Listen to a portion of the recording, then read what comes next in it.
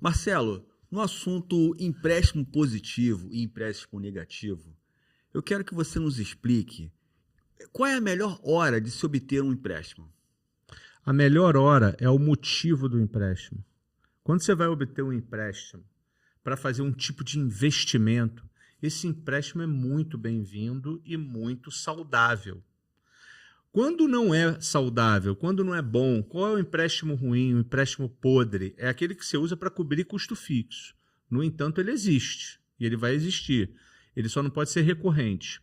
Por exemplo, quando você toma o empréstimo de uma instituição financeira para ampliar a sua empresa, por exemplo, para pagar a longo prazo. Então, você vai fazer uma construção, você vai fazer uma reforma, você vai fazer uma ampliação. Aquele empréstimo você vai pagar a longo prazo. Você vai continuar com o seu fluxo de caixa positivo, robusto em algumas vezes. Então, pegar o dinheiro do fluxo de caixa do teu dia a dia para fazer uma construção talvez não seja inteligente, porque o juro que você vai pagar tomando um empréstimo nessa natureza geralmente é baixo e tem carência. Então, esse é um empréstimo extremamente positivo. Por exemplo, você tem dinheiro em caixa, mas vai comprar mais um carro para aumentar a sua logística, ou mais um caminhão, ou coisa parecida, ou uma máquina. Esse dinheiro ele pode ficar dentro do seu caixa e você fazer um Finame. Você entrar numa instituição e fazer um empréstimo destinado à construção, com taxa bem baixa.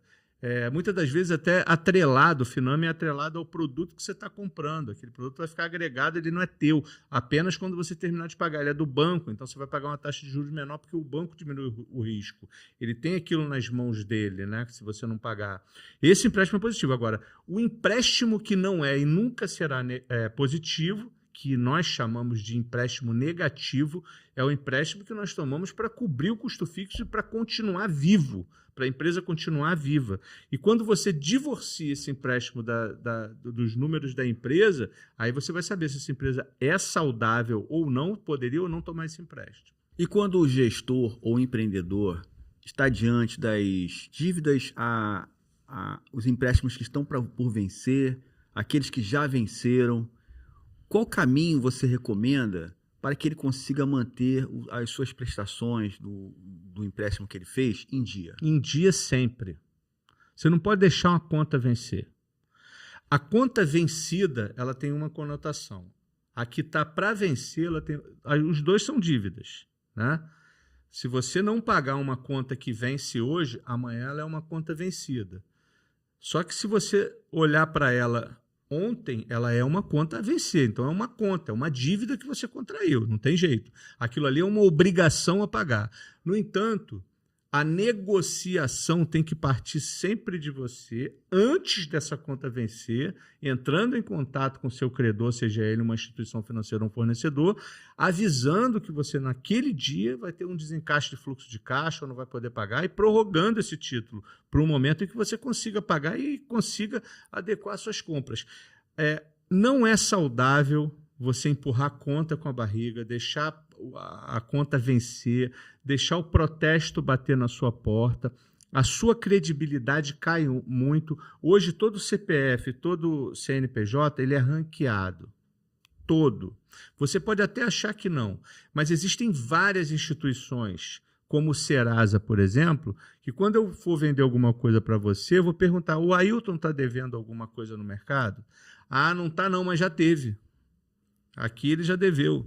Então, isso não é positivo e não é saudável para quando você quer tomar o crédito novamente. E nem sempre a gente pode fugir dessa realidade. Vai ter um momento que, se a conta vencer e você não tiver o dinheiro para pagar, você não vai poder pagar se você não puder negociar. Mas na maioria esmagadora dos casos, você consegue negociar uma conta se você se antecipar ao vencimento e buscar o credor. Então, esse gestor ele tem que se sustentar ali numa meta. E ele precisa ter um caixa forte. Como ele pode trabalhar de maneira que ele tenha esse caixa forte? O caixa forte é a diferença entre crédito e débito, de entrada e saída. Isso aí é uma conta muito fácil de se fazer. No entanto, ela não acontece no dia a dia da forma que a gente põe no papel. Na prática é uma coisa, na teoria outra é totalmente diferente. Então, se manter cada vez mais robusto com o seu fluxo de caixa, muitas das vezes vai de você conhecer o seu fluxo de caixa. Tem muito empresário que não faz fluxo de caixa.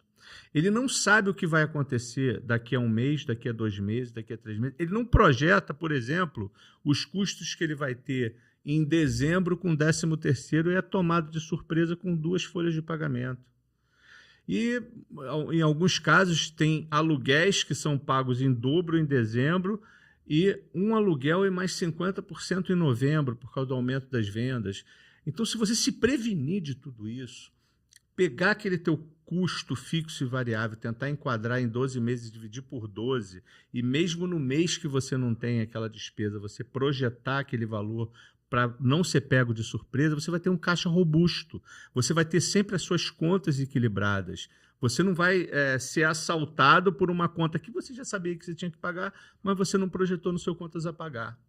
Então, é fundamental você se antecipar sempre. Quem tem uma empresa aberta, quem tem um negócio aberto, quem é um profissional liberal, você tem contas a pagar, você tem que estar esperto antes dos fatos acontecerem. Vai ser pego de surpresa em alguns momentos? Sim, mas isso vai reduzir muito o seu número de erro.